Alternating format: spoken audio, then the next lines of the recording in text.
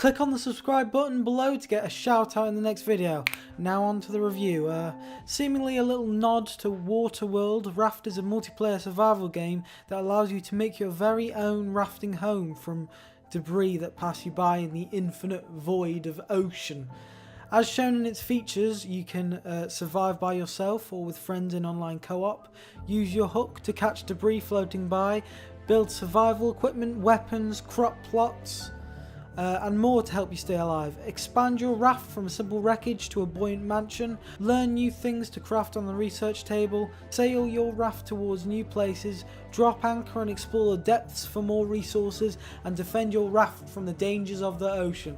I'm assuming that probably means sharks and the like.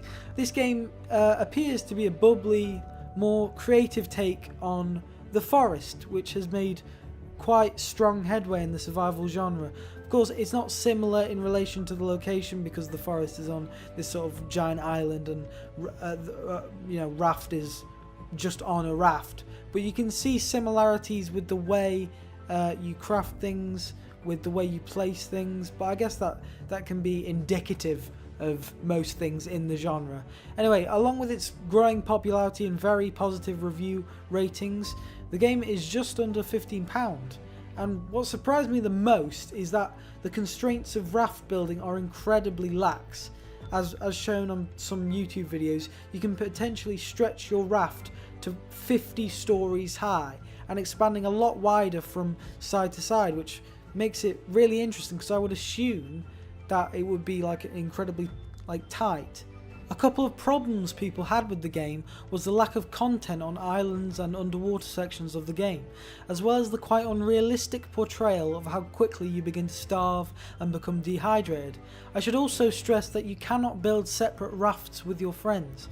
There is one raft you all work on and all sail on. Thankfully though, most people understand that this is because of its early access state, and as it develops as a game, its potential will hopefully become more clear. But the real end game is finding utopia, which may or may not actually be possible. And although it is filled with things to do, there is a bit of a lack of replayability. The game can be finished in around 6 hours, but of course because it is just in early access, developers Red Beat Interactive will likely have future changes and additions that they want to add to the game.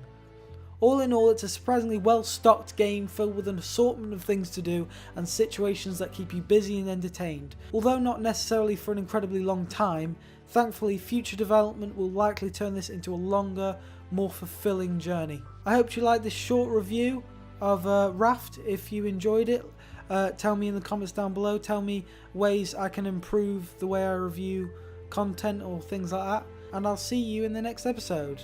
Goodbye.